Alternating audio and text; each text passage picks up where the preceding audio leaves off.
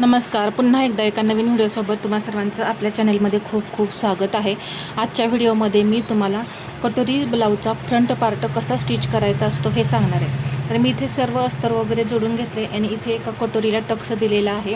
तर मी याच पद्धतीने दुसऱ्या कटोरीलासुद्धा टक्स देईन. तर पहा, टक्स देताना इथे असा सेंटर करून घ्यायचा. इथे मी नॉच दिलेले आहेत. पहिलेच नॉच आपण दिलेले असतात जेव्हा आपण कटिंग करतो त्यावेळेस. आता 34 साईजचा हा ब्लाऊज आहे म्हणून मी 2.5 इंच टक्स घेणार आहे. पहा, इथे मी 2.5 इंच टक्सची रुंदी घेतलेली आहे, उंची घेतलेली आहे.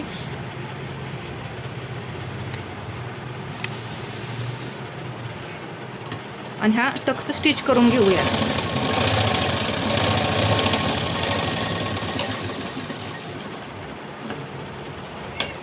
लगेचच याच्या बाजूला मी दुसरी शिलाई देऊन घेईन.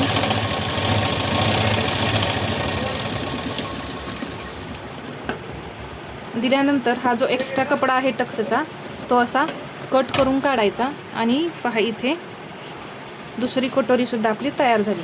ही आहे आपली पहिली कटोरी आणि ही आहे आपली दुसरी कटोरी. आता आपण हे साईड पार्टला जोडून घेऊ. तर यातला मी एक भाग तुम्हाला जोडून दाखवते.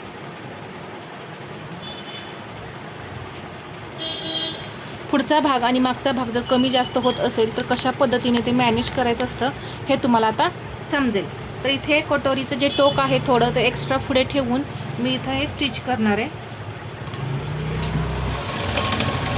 यामुळे काय होतं की हे जे गळ्याचा आकार आहे तो एकदम आहे असा परफेक्ट राहतो.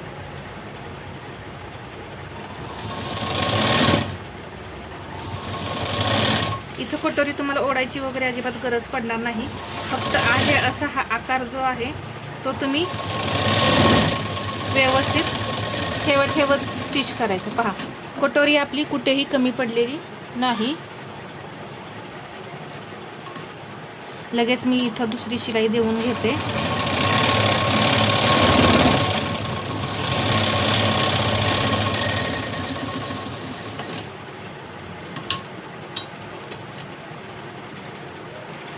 इथे हा भाग तयार झाल्यानंतर आपण बॅक पार्ट घ्यायचा. जर तुमचा पुढचा आणि पाठीमागचा भाग जो आहे तो कमी जास्त होत असेल तर मी जी पद्धत सांगते ती वापरा. आता हा बॅक पार्ट घ्यायचा आणि हा जो भाग असतो याच्यावरती हा ठेवायचा. इथे ठेवल्यानंतर हा भाग किती राहतोय एक्स्ट्रा शिल्लक हे पाहायचं आणि याच्यापेक्षा अर्धा इंच एक्स्ट्रा शिलाईसाठी आपल्याला क्रॉसपट्टी ठेवायची आहे.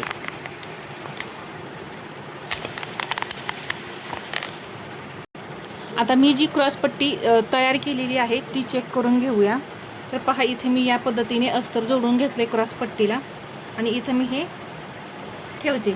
तर पहा, बरोबर ही क्रॉसपट्टी आपली अर्धा इंचानेच एक्स्ट्रा आहे. इथे ठेवली ना, इथे हा साईड पार्ट आहे आणि इथे हे अर्धा इंच मार्जिन आपलं जाणार.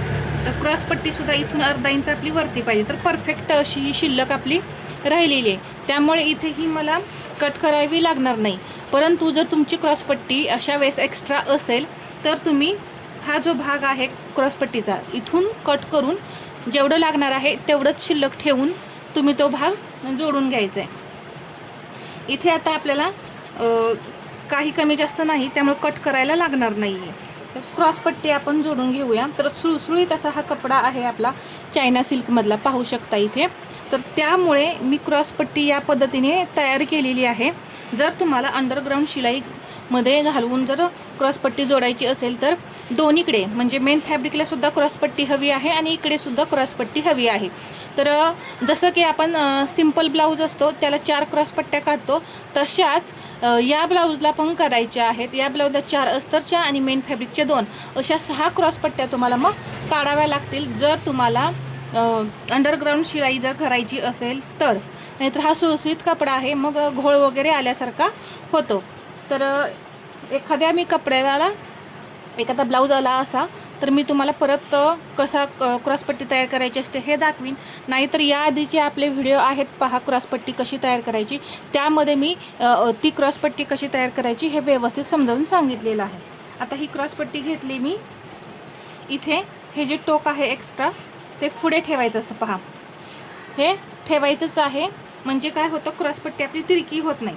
बाहेर टोक निघलं तरी चालेल इकडच्या साईडला, तेव्हा आपल्याला ते कट करून काढता येतं. परंतु जर आतल्या साईडला असं झालं तर ते कट करून काढता पण येत नाही आणि ती कमी पडते. तर तसा प्रॉब्लेम होऊ नये यासाठी हे टोक जे आहे ते थोडं एक्स्ट्रा ठेवायचं.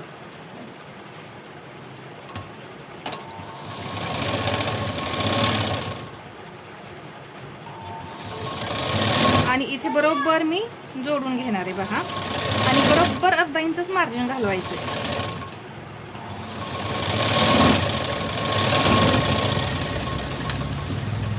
एक शिलाई दिली की लगेच मी दुसरी शिलाई देऊन घेते.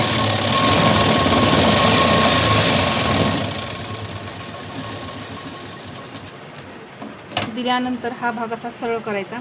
इथे जे काही एक्स्ट्रा असेल ते असं सरळ करून घ्यायचं. आता इथे एक्स्ट्रा झालेली नाही. इथे पहा, ही क्रॉसपट्टी थोडी पुढे आलेली आहे. तर अशी थोडी पुढे आली तर चालेल, परंतु इकडे कमी नाही झाली पाहिजे. कधी कधी काय होतं, हा भाग जो आहे असा इकडे पहा, इथून असा हा तिरकासुद्धा होतो. तर तसा नाही झाला पाहिजे. हे एक्स्ट्रा झालं आहे ना, हे असं आपण कट करून काढू शकतो आणि हे सरळ करू शकतो. तर इथं एकदम फिनिशिंग सहित मी हा पार्ट तयार करून घेतला आहे. आता हे बरोबर आहे की नाही हे अजून एकदा चेक करून घेऊ. जर जास्त असेल तर आपण शिलाई देऊन घ्यायची.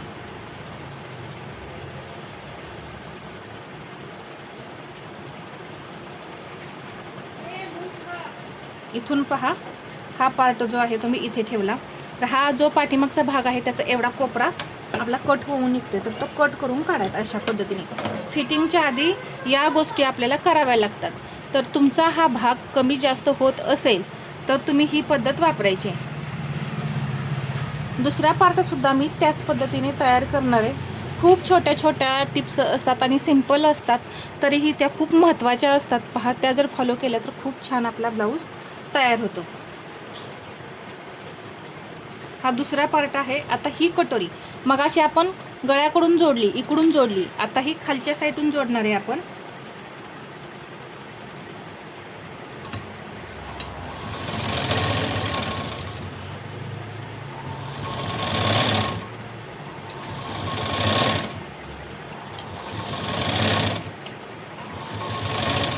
ओढायची बिलकुल नाही पहा. आणि इथे सुद्धा हे टोक आपलं एक्स्ट्रा निघलेलं आहे.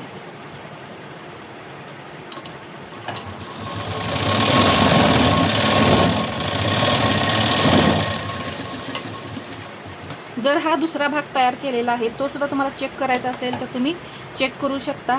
आता मी क्रॉसपट्टी सेमच काढलेले आहे, त्यामुळे आपल्याला काही ते बघायची वगैरे गरज नाही आहे. जर तुम्ही नवीन शिकत असाल तर ते तुम्ही चेक करा. आता इथे सुद्धा मी हे थोडं टोक ठेवलं पहा. हा जो टक्सचा कपडा आहे तो असा पुढच्या बाजूला घालवायचा आणि हे जो स्टिच केलेलं मार्जिन जे आहे ते असं पुढच्या बाजूला असं ढकलवायचं आणि इथे परफेक्ट असं मी स्टिच करून घेतलं. लगेच दुसरी शिलाई देऊन घेते.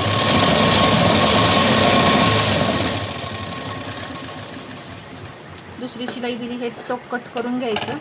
टोक कट केल्यानंतर हा भाग सरळ करायचा. आता इथे पहा, जास्त नाही आहे, एवढं थोडंसंच आहे, तर ते सुद्धा मी कट करून घेते.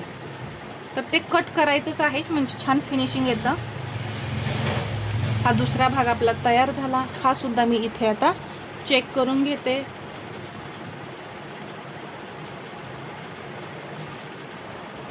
हा भाग इथे ठेवला आणि हा भाग इथे. तर आता हा पार्ट मला काही कट करून नाही काढायला लागलेला. पहा, आपण इथे थोडंसं पाविंच एका भागासाठी कट केलं पण आता इथे नाही लागत आहे.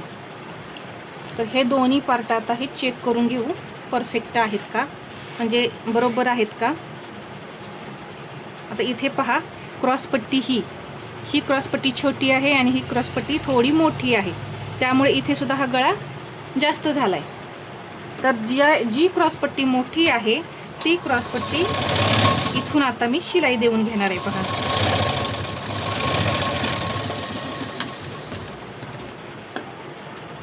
आता शिलाई दिल्यानंतर क्रॉसपट्टीवरती क्रॉसपट्टी बरोबर येते का हे पाहायचं. पहा, बरोबर आली आता आणि गळासुद्धा बरोबर झाला. तर अशा या छोट्या छोट्या चुका असतात ना, त्या समजायला पाहिजेत आणि त्या चेक करतच आपण ते स्टिच करायचं आहे, म्हणजे हुक आणि लूकपट्टी तुमची कमी जास्त होत नाही. जर होत असेल तर हुक लूकपट्टी कशी जोडायची ते मी तुम्हाला नेक्स्ट व्हिडिओमध्ये, याच ब्लाऊजच्या नेक्स्ट व्हिडिओमध्ये मी तुम्हाला हुक लूकपट्टी कमी जास्त होत असेल तर कशा पद्धतीने ते मॅनेज करायचं आहे हे मी तुम्हाला सांगणार आहे. तर हा व्हिडिओ आवडला असेल तर लाईक करा, शेअर करा आणि असेच नवनवीन व्हिडिओ पाहण्यासाठी आपल्या चॅनलला सबस्क्राईब करायला विसरू नका. धन्यवाद.